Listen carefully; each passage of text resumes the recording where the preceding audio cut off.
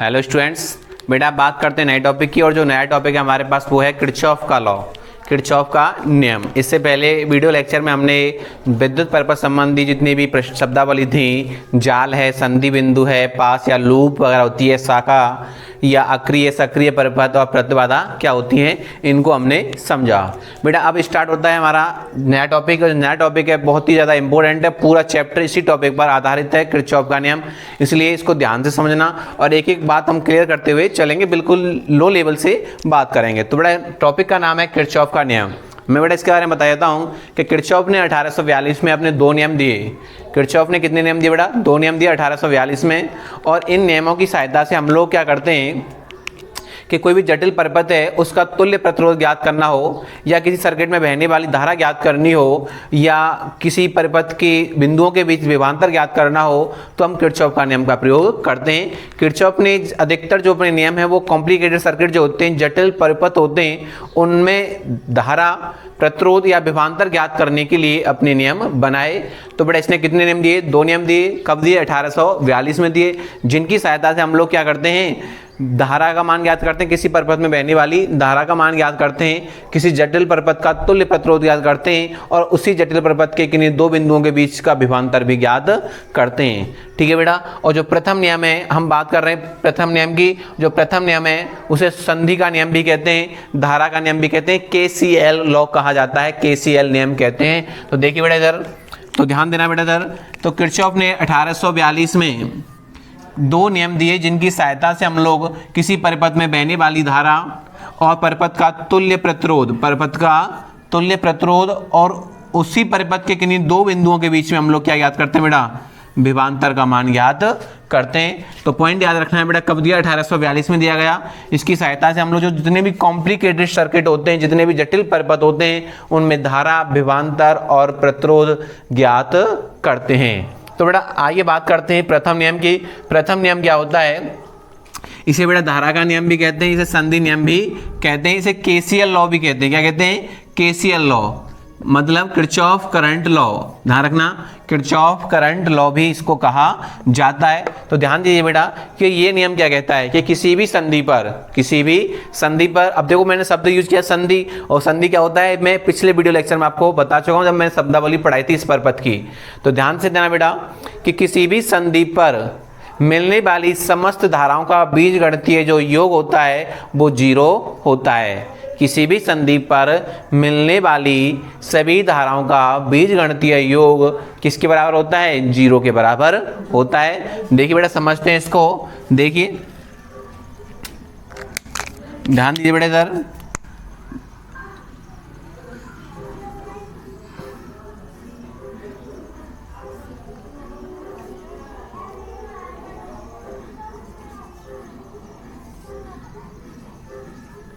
देखिए बेटा इसमें धारा बह रही है I1, इसमें बह रही है I2, और इससे जो धारा निकल रही है वो निकल रही है I3, और इससे जो धारा निकल रही है वो निकल रही है I4।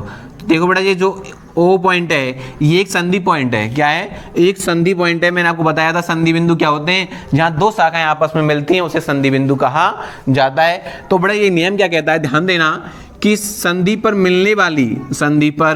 मिलने वाली समस्त धाराओं का योग जो बीजगणितीय योग होता है वो कैसा होता है? 0 होता है। बीजगणितीय योग का मतलब कैसा है? अगर राशि प्लस की है तो प्लस में रखिए और माइनस की है तो माइनस में रखिए। तो संधि पर मिलने वाली समस्त धाराओं का जो बीजगणितीय योग होता है वो 0 होता है, मतलब समेशन I इक्वल टू क्या रहेगा? 0 रहेगा बेटा। ये इसका क्या है? प्रथम नियम है। अब बेटा दूसरी भाषा में समझो, इसका मतलब क्या हुआ? ध्यान देना बेटा कि मैं आपको बता देता हूं कि संधि की ओर आने वाली जो धाराएं होती हैं, बीजगणितीय योग 0 कैसे हुआ? देखो संधि की जो ओर धारा जाएंगी उनको हम प्लस में लिखते हैं। देखिए ये संधि की ओर जा रही हैं, और बराबर किसके हो जाएगा बेटा? ये संधि से जो धाराएं दूर जा रही हैं उनको हम किस में लिखते हैं? माइनस में लिखते हैं। किस में लिखते हैं? माइनस में। तो ये आपस में क्या हो जाएंगी? बराबर हो जाएंगी। अब देखिए इसको इधर लेके आइए, I1 plus I2 minus I3 और माइनस का I4 इक्वल टू 0। तो इन सब धाराओं का जो योग है, तो बेटा हम क्या लिख सकते हैं? इसको सिग्मा I लिख सकते हैं, नहीं लिख सकते हैं? तो ये 0 आ गया। तो आपने एक पॉइंट यहाँ से एक चीज़ और समझी कि संधि की ओर आने वाली धाराओं का योग और संधि से दूर जाने वाली धाराओं का योग। देखिए बेटा इधर कि आपने एक चीज समझी यहां से कि संधि की ओर आने वाली धाराओं का योग और संधि से दूर जाने वाली धाराओं का योग आपस में कैसा होता है, बराबर होता है। कैसा होता है बेटा, बराबर होता है। क्लियर है। तो मैंने पॉइंट क्या बोला कि संधि की ओर आने वाली धाराओं का योग बराबर होता है संधि से दूर जाने वाली धाराओं के योग के।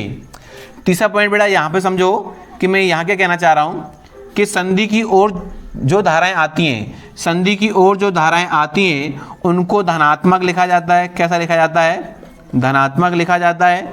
और जो धाराएं संधि से दूर जाती हैं उनको हम कैसा लिखते हैं बेटा, ऋणात्मक लिखते हैं। कैसा लिखते हैं, ऋणात्मक लिखते हैं। क्लियर है। संधि से दूर जाने वाली धाराओं को ऋणात्मक लिखा जाता है और संधि की ओर आने वाली धाराओं को कैसा लिखा जाता है, धनात्मक लिखा जाता है। तो देखो बेटा ये जो धाराएं हैं वो कैसी हैं, धनात्मक है। क्यों, क्योंकि ये संधि की ओर आ रही हैं। और यहाँ पे देखिए I3 और I4 संधि से कहाँ जा रही हैं, दूर जा रही हैं, तो इनको हमने कैसा लिखा है, ऋणात्मक लिखा है। क्लियर है बेटा। नेक्स्ट पॉइंट क्या कहता है बेटा, ध्यान देना कि संधि बिंदु पर, जो संधि बिंदु है बेटा हमारे पास, ये जो संधि बिंदु होता है यहाँ पर जो आवेश का संचय होता है इसमें कोई समय नहीं लगता है, इसमें कोई समय नहीं लगता है। ध्यान रखना, यहाँ पे जो धाराएं आएंगी, धाराओं का जो योग होगा, आवेश का जो संचय हो रहा है, तो यहाँ पे जो आवेश जोड़ रहा है, क्योंकि धारा मतलब आवेश प्रवाह की दर होती है, तो यहाँ पर कोई समय नहीं लगता है। क्या नहीं लगता है, समय नहीं लगता। अर्थात जितना आवेश संधि बिंदु की ओर आता है उतना ही आवेश संधि बिंदुओं से बाहर निकलता है, संधि से बाहर निकलता है। अर्थात हम कह सकते हैं कि जो ये नियम होता है वो आवेश संरक्षण के सिद्धांत पर कार्य करता है। किस पर काम करता है बेटा, आवेश संरक्षण के सिद्धांत पर कार्य करता है। किस पर, आवेश संरक्षण। आवेश संरक्षण मैंने आपको बता दिया है कि किसी भी विलगित निकाय का कुल आवेश कैसा रहता है, संरक्षित रहता है। तो कहने का मतलब ये क्या हुआ कि संधि की ओर जितनी भी धाराएं आती हैं उनमें जो आवेश संचय होता है उसमें कोई समय नहीं लगता है। अर्थात जितना आवेश संधि बिंदुओं पर प्रवेश करेगा उतना ही आवेश संधि बिंदु से बाहर निकलेगा। अर्थात जो नियम होता है वो आवेश संरक्षण के सिद्धांत पर कार्य करता है। तो बेटा आपने एक पॉइंट सीखा कि अगर आपसे पूछा जाए कि किरचॉफ का प्रथम नियम किस सिद्धांत पर कार्य करता है, तो आप बताएंगे आवेश संरक्षण के सिद्धांत पर कार्य करता है। नेक्स्ट, ये जो नियम है इसे धारा का नियम भी कहा जाता है। क्या कहते हैं बेटा, इसको धारा का नियम भी कहते हैं। अब बेटा एक चीज समझो, क्या ये परिपथ कोई बंद है क्या, ये परिपथ कैसा है, बंद है या खुला, इसे बंद भी कर दो चाहे खुला कर दो, कोई दिक्कत नहीं है बेटा। तो ये हमेशा ध्यान रखना, ये खुले और बंद परिपथों पे भी लागू होता है। जो किरचॉफ का प्रथम नियम है वो खुले और बंद परिपथों पे भी लागू होता है। मैं एक बार फिर रिपीट कर रहा हूँ बेटा नियम को। इसके बाद लिखेंगे बेटा हम लोग कि संधि की ओर, इस नियम के अनुसार किसी संधि बिंदु पर मिलने वाली समस्त धाराओं का बीजगणितीय योग कितना होता है, 0 होता है या 0 के बराबर होता है। तो देखो बेटा ये यहाँ पर मिल रही है, तो संधि बिंदु पर यहाँ से दूर जा रही है, तो समस्त धाराओं का योग क्या हो गया, 0 हो गया। अब कैसे निकाला बेटा हमने कि संधि की ओर आने वाली धाराएं I1 I2 बराबर होगा बेटा किसके, संधि से दूर जाने वाली धाराओं की। क्लियर है बेटा। कि एक चीज देखिए आपने कि संधि बिंदु की ओर जो धाराएं आती हैं उनको धनात्मक लिखा जाता है और संधि बिंदु से जो धाराएं दूर जाती हैं उनको क्या लिखते हैं बेटा, ऋणात्मक लिखते हैं। क्लियर बेटा। तो ये नियम हो गया बेटा, इसको लिख लेते हैं, देख लीजिए।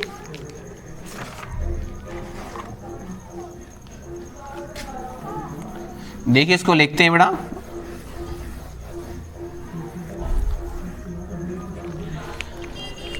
लिखेंगे बेटा इस नियम, लिखेंगे इस नियमानुसार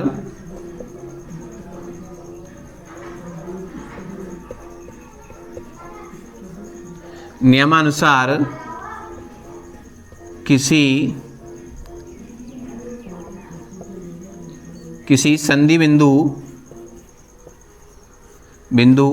पर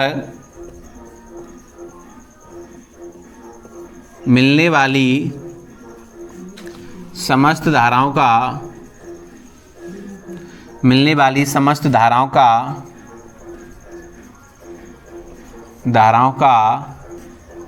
बीजगणितीय योग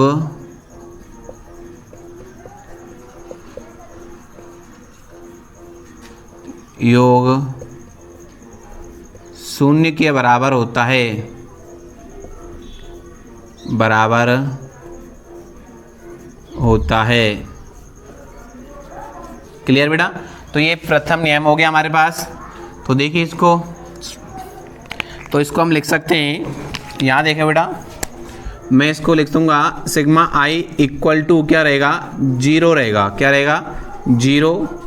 और इसको हम ऐसे भी लिख सकते हैं, यहाँ देखिए I1 plus I2 minus I3 minus I4 equal to 0। ठीक है बेटा, इसको ऐसे भी लिख सकते हैं। तो देखिए पॉइंट क्या है, मैंने डायग्राम तो समझा दिया था बेटा इस चीज़ को, मैं डायग्राम दोबारा बना दूंगा। तो यहाँ पे एक चीज़ आई, लिखेंगे संधि बिंदु की ओर आने वाली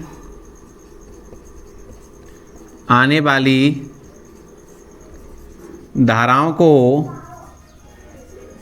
संधि बिंदु की ओर आने वाली धाराओं को धनात्मक और संधि से दूर जाने वाली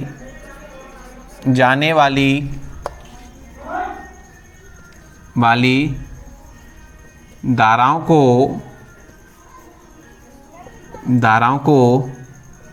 ऋणात्मक लिखा जाता है।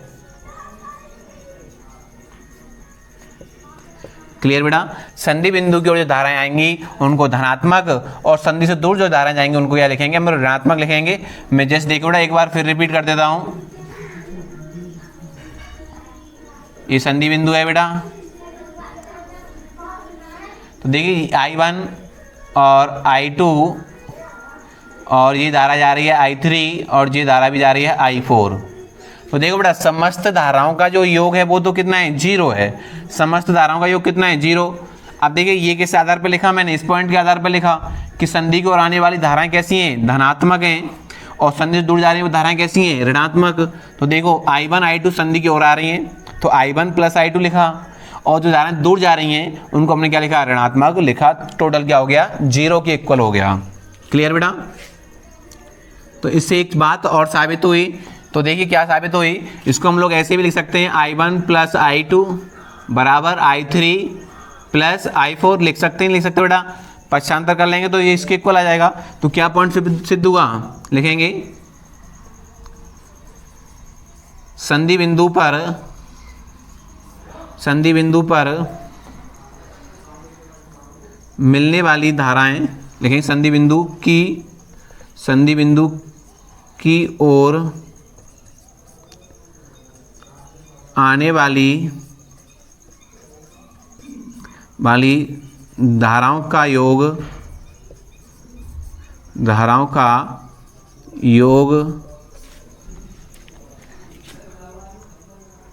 योग संधि से दूर जाने वाली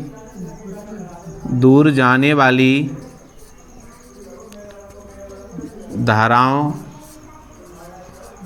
के योग के बराबर होता है।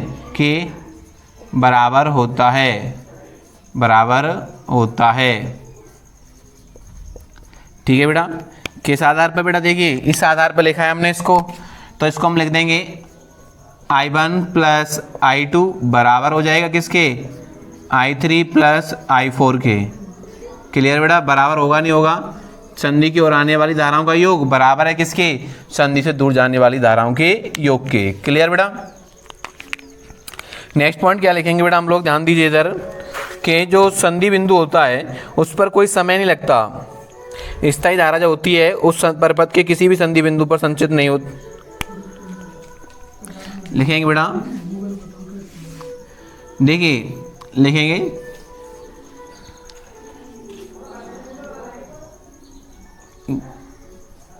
किसी स्थायी धारा के लिए, ध्यान देना बेटा, किसी स्थायी धारा के लिए स्थायी धारा के लिए किसी बिंदु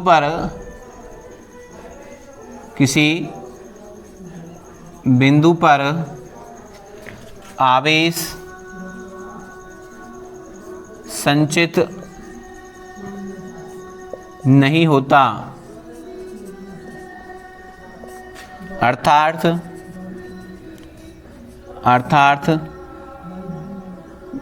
जितना आवेश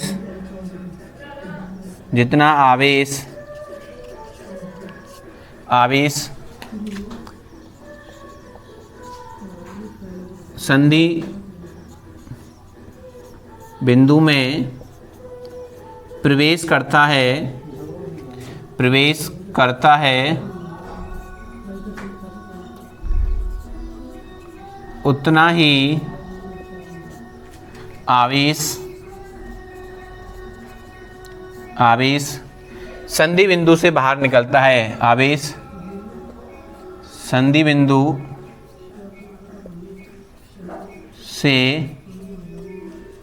बाहर निकलता है। क्लियर बेटा?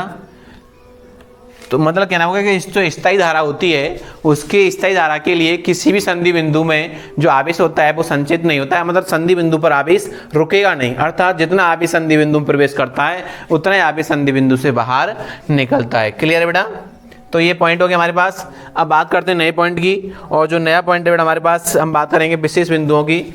इसे बेटा देखिए लिखेंगे, इसे धारा का नियम भी कहते हैं। क्या कहते हैं बेटा? इसको धारा का नियम भी कहते हैं। लिखेंगे इसे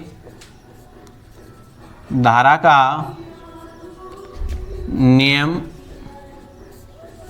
भी कहते हैं, नियम भी कहते हैं।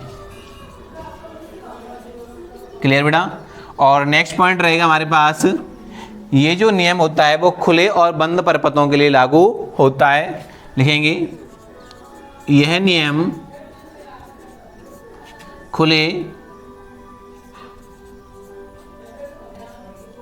या बंद परिपथ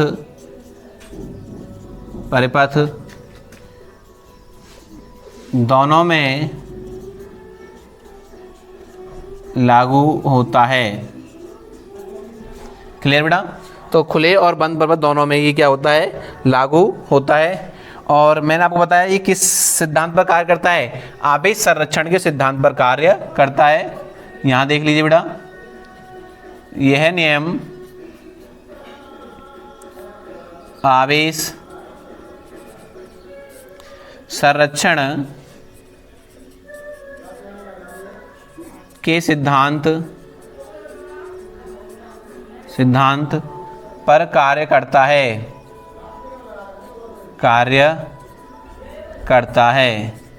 क्लियर बेटा? तो ये क्या हो गया हमारे पास? किरचॉफ का प्रथम नियम हो गया। अब नियम क्या बना देख ली, मैं एक बार फिर रिपीट करा रहा हूं कि किसी भी संधि बिंदु पर मिलने वाली समस्त धाराओं का जो बीजगणितीय योग होता है वो शून्य होता है। ठीक है? शून्य का मतलब क्या हुआ कि जितनी धाराएं संधि की ओर आ रही हैं उनका जो मान होता है वो बराबर होता है संधि से दूर जाने वाली धाराओं के योग के। क्लियर बेटा? तो दूसरा पॉइंट मैंने क्या लिखा कि संधि की ओर आने वाली धाराओं को धनात्मक लिखा जाता है, जबकि संधि से दूर जाने वाली धाराओं को क्या लिखा जाता है बेटा? ऋणात्मक लिखा जाता है। और संधि की ओर आने वाली धाराओं कैसे लिखते हैं हम लोग? धनात्मक लिखते हैं। तो दूसरा पॉइंट क्लियर है बेटा? और पहला पॉइंट तो आपको पता है संधि पर मिलने वाली समस्त धाराओं का योग क्या हो जाता है? शून्य हो जाता है। बात करते हैं तीसरे पॉइंट की, संधि की ओर आने वाली धाराओं का योग बराबर होता है संधि से दूर जाने वाली धाराओं के। देखिए इधर पक्षांतर कर दिया I3 I4 का, क्या हो जाएगा? बराबर हो जाएगा I1 प्लस I2 बराबर होगा I3 प्लस I4। जैसे मैंने यहाँ इस डायग्राम में समझाया बेटा आपको, I1 I2 देखो संधि की ओर जा रही हैं, इस O संधि की ओर जा रही हैं, तो कैसी ली बेटा? हमने धनात्मक ली।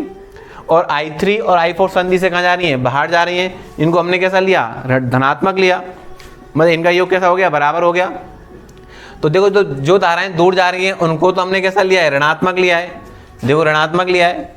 और जो धाराएं संधि की ओर आ रही हैं उनको कैसा लिया है? धनात्मक लिया है। तो ये पॉइंट, तीनों पॉइंट क्लियर है बेटा आपके। फिर मैंने बात की है बेटा कि किसी भी स्थायी धारा के लिए किसी बिंदु पर जो आवेश है वो संचित नहीं होता है।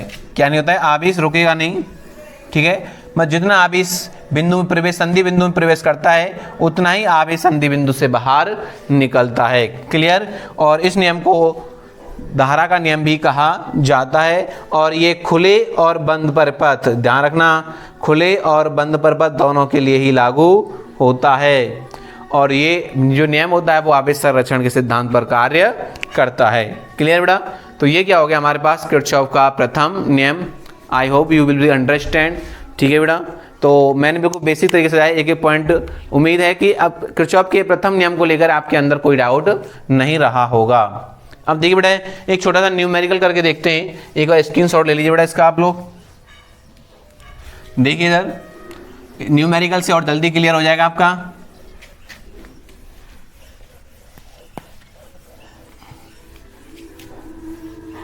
देखिए बेटा इधर एक न्यूमेरिकल है हमारे पास,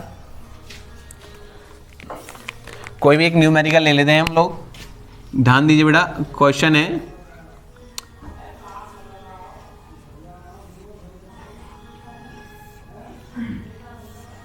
देख बेटा इधर,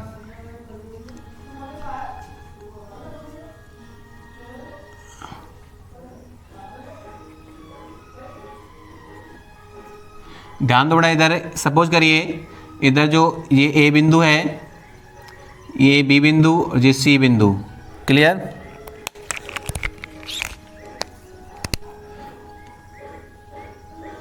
बेटा इसमें 3 एम्पियर की धारा आ रही है और यहाँ 1 एम्पियर की धारा निकल रही है और ये आपके पास एक्स है।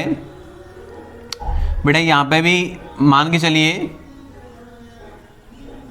यहाँ 1 एम्पियर की धारा जा रही है और ये आपके पास बाई है, ठीक।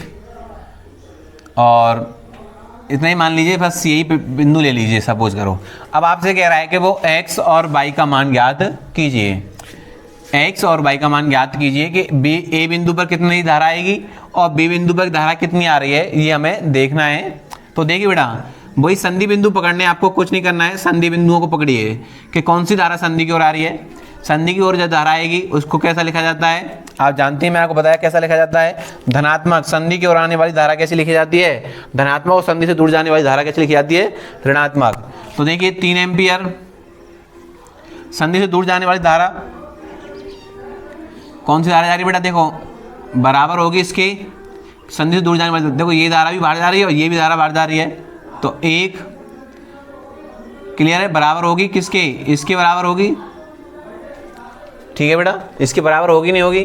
अब देखिए x, क्योंकि ये 3 एम्पियर धारा है वो इन दोनों के योग के बराबर होगी। मैंने आपको बताया है, देखो यहाँ पर बराबर है I1 + I2 बराबर है I3 + I4 के।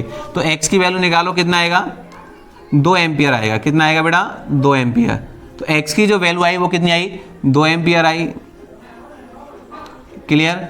अब देखो ये धारा किधर आ रही है, संधि की ओर आ रही है, इसको क्या लिखा जाएगा, धनात्मक, और इसको क्या लिखा जाएगा, इन दोनों को ऋणात्मक लिखा जाएगा। मतलब ये 2 एम्पियर का मान इन दोनों के योग के बराबर होगा। अब देखिए 2 एम्पियर बराबर है 1 + बाई के। अब बाई की जो वैल्यू निकल के आई वो कितनी आई बेटा, 1 एम्पियर निकल के आई। कितनी निकल के आई, 1 एम्पियर। तो बाई में जो धारा बहेगी वो कितनी बह रही है, 1 एम्पियर की बह रही है। क्लियर है बेटा? तो इस तरह से इसका मान ज्ञात किया जाता है। जो धाराएं संधि की ओर आएंगी उनको धनात्मक लिखा जाएगा और जो धाराएं संधि से दूर जाएंगे उनको ऋणात्मक लिखा जाएगा। क्लियर बेटा? Thank you for watching video.